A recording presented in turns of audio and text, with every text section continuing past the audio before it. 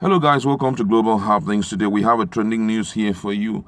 And the headline of the news reads, Rivers State under fire as Labor Union clashes with Governor Wike. Alright, but before we continue with details of the news, we'd like to encourage you, if you've not subscribed to our channel, kindly do same by clicking on the red subscribe button and also on the bell icon so that you can get notification anytime we publish videos on YouTube. Alright, let's look at the news in detail. Organized Labor Union under the aegis of United Labour Congress (ULC) has condemned the arrest and incarceration of workers in Rivers State, contrary to the federal government directive on the movement of workers in critical sectors across the country. According to a statement by the union signed by its president, Comrade Joe Ajero, he condemned in very strong terms the arrest and incarceration of Nigerian workers discharging their lawful duties in Rivers State. That pilot and oil and gas workers, despite being on essential services and at the front line of the nation's battle against COVID-19 pandemic, would be languishing in jail at this time is most unfortunate and horrendous. If this does not negate and defeat this effort, nothing else would. These hardworking men were properly cleared by the relevant aviation authorities and appropriately instructed by their employers, Caverton Helicopters, and the oil and gas company, moving their workers to fill gaps in the operations in Rivers State, as our investigations have shown in these past days. The pilots and others were arrested nearly in the afternoon, rushing to a magistrate court that was hurriedly convened despite the COVID-19 lockdown of all courts by the CGN. Charges read and the case adjourned to May 2020 while reprimanding them in prison custody that is already congested. It's become clear that the script and magic behind this unusual efficiency by the nation's judiciary may have been written by individuals who care less about the rights and liberty of other fellow citizens and who may have been out to achieve objectives that are less than honorable, using the workers as pawns. ULC said Rivers State government acted beyond its power. The nation's airspace is in the exclusive list in the Constitution and can only be controlled by the federal government. The workers arrested in their place of work makes it as industrial relations matter, thus a labor matter, which is also in the exclusive list under the purview of the federal government. What this foregoing portends is that the state government may have acted without due caution, thus allowing itself to be misled into jumping into territories that are clearly not theirs. ULC therefore demand the immediate and unconditional release of the workers and the pilots. The electricity workers, oil and gas workers, and aviation workers, to mention but a few, are some of our members on essential services within the COVID-19 engagement framework as declared by the federal government. Unless the government of Rivers State is claiming superiority over the federal government directive on this, we urge respect for these categories of workers. They must be allowed to discharge their duties unfettered, and this is not a very difficult thing to demand of Rivers State government and indeed other governments that may be thinking of doing the same. This is not the time to make threats, but we must protect our members all over the nation. If this harassment and intimidation continues, we will be left with no option than to withdraw our members from their duty post pending when their lives, right, and freedom are guaranteed by the various government. This we shall do without recourse to any process, as it impedes on the lives of these workers and will amount to negligence if we allow them to continue being exposed to abuses and violations as they go about serving the nation and rendering services so that we can successfully defeat COVID-19 pandemic. If our demands is not immediately heeded, we want to put the state government on notice that we shall not accept the hiding of anyone under the cover of the COVID-19 to abridge the right of citizens. As such, we shall embark on actions that will shut down Rivers State now and after the lockdown under the code name Pin Down Rivers. he said. Wow, what a threat to River State governor. And this has called out a lot of Nigerians, and they have responded. A lot of persons have spoken for and against, and we are going to consider some of the comment of Nigerians in this respect. And the first person here said, Wike is a tout in government house. Another one said, it is long overdue with this tout of a governor. This one said, Governor Wike of River State is an opportunist. He is indirectly blackmailing the federal government for COVID-19 money. He is also greedy and power hungry, but this time he has bitten more than he can chew. Wow. This one says, please act speedily and teach this governor a bitter lesson. And another one says, if the CGN have shut down all courts where the Lagos state government took Funke and her husband to, Wike is right. You can see that it's not exactly, some are speaking for and some are speaking against the action of Wike. This one says, nonsense Labour Congress, you cannot shut down River State down because you and your government have bad plans against the southern part of this country. We are watching you people. Please don't try. This one says, Wike is the most useless governor ever produced in River State. Oh my God, that's really a strong word there. And now one say, the River State government should be reminded that there is a limit to political rascality. He should not allow this issue destroy all the good works he has done in River State. And another one say here, are there no better ways to handle these? The same Wike will argue for headquarters of companies cited in River State. Politicians have turned this COVID-19 to convict 419. If you know, you know. I'm going to read extract 2, then we go into further discussion. This one says, I'm surprised at Ajero saying this rubbish. So people on essential services like oil and gas can break laws on lockdown without being quarantined.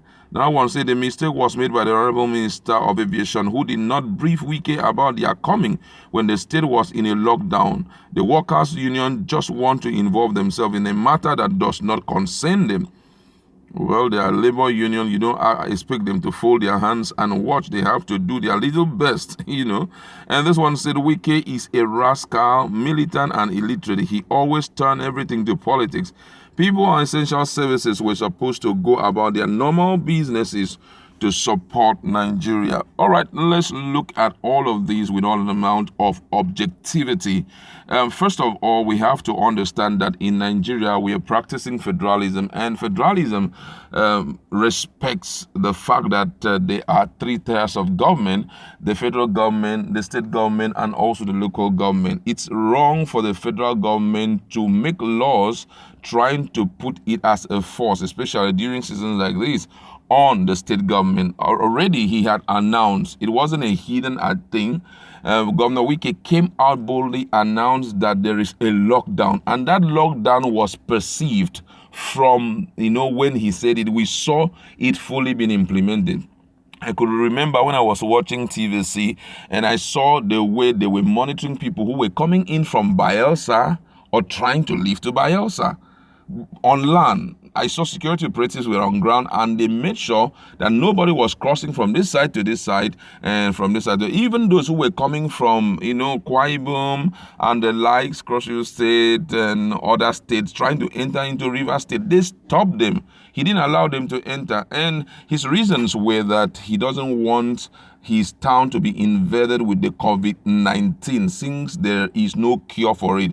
At least, few persons who have been infected, it should stop there. He doesn't want a situation whereby more people will be infected. Now, I believe that the Minister of Aviation was in the know about this lockdown, and if he had given these guys the permit to continue their services, considering the fact that they are on essential services, continue what they were doing, I believe very well that he would have conferred with all the state governors that have locked down their states and let them understand that, please, based on what the federal government have said, this is what we have agreed. Please do not arrest these people because they are only doing their job. But at the same time, don't forget that these people have opportunity of interacting with their colleagues in respective positions. They have not been quarantined. So lifting them down to River State and expecting that the River State people will say, this kind of people, I don't think they can have COVID-19. For that reason, they can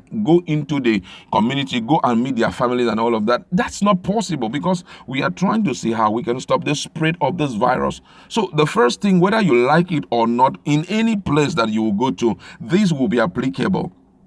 If they want to stay there in their place without interacting with people out here, maybe that will be permitted. But the truth is, the man is trying, Wike is trying to protect his territory. He is the chief executive officer of River State. Apart from being the chief executive officer, he is also the chief security officer. The lives and property of the River State people are in his hands. So he will do everything within his power to ensure he stops the spread of the disease. So now that these guys have come in, whether you like it or not, they have to be quarantined for 14 days. So that peradventure, even those who are asymptomatic, those who do not show symptoms, those who are passive carriers, at least we will see manifestation of the distinct symptoms and all of that.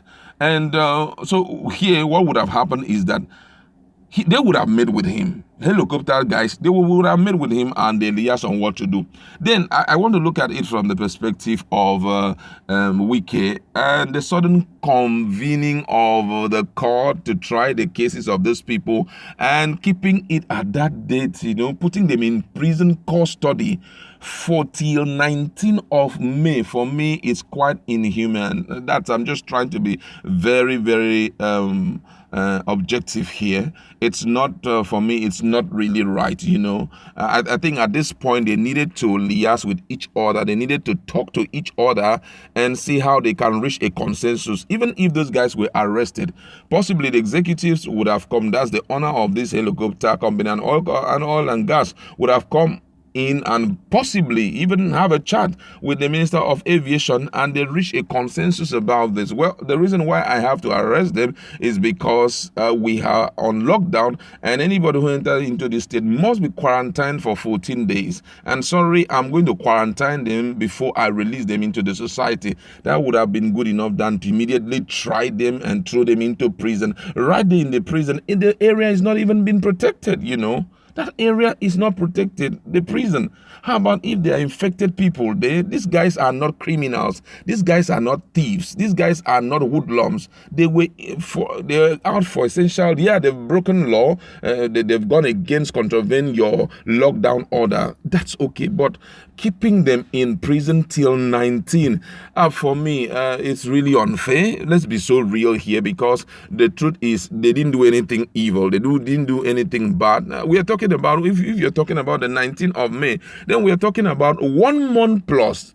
31 days will pass, and then we have another close to another how many days again added there. So for me, it's maybe like 10 or 15 days added again for them to be there. They will pass through all manner of things. How about the psychological effect? How about what they are going to pass through in the prison? For what? For doing absolutely nothing. They are in prison. It's, for me, I think it was too rigid. It was too stringent, So right now, I believe that it shouldn't be a case of a fight. Because what ULC are trying to do, United Labour Congress, what they're trying to do now, they're trying to be very forceful. And as at this time, being forceful is not the right way of handling issues like this. I believe that those who are executives of this United Labour Congress, which is also a part of the labor union, organized labor union, I believe their duty is for them to gather up themselves, pay a visit to the governor, the executive governor of River State, Governor Yesom Wike. Don't sit by the wayside and begin to talk and all of that, because if you are talking about pinning down River State or doing this and that to River State, I can assure you that he has all the powers more than you do. You understand? He has so much power. If you step out now, this is lockdown. So if you step out, he has the right to arrest, even if it's 1,000 people. He will use military to arrest all of you, which may, turn out to be very, very unreasonable at the end of the day. So right now, I think the United Labour Congress should gather up themselves and see how they can move down to see, the governor and try to explain, plead with him that this way the oversights in this this whole thing and let us see how we can fix this issue. Get it fixed and start running. I believe that he is a reasonable person, and let us try to, play off on the fact that this whole thing is political, because when we begin to bring in politics into it, when we begin to talk as if there is political undertone in it, automatically it will awaken some anger which may keep those guys in prison for as long as possible, because I can assure you that he's the chief executive officer and I know he's a very stubborn dude, and even if the federal government will want to interfere in this case, he will not let those people go. He will instruct that they stay bound in that prison for as long as possible. Don't forget that right now the presidency and those who are at the topmost level, they have so many things already. Their hands are filled with so many responsibilities, so they may not care so much about the people. So right now, don't talk about we are going to get angry, we will step out, we'll pin down Rivers State. You can't pin down Rivers State.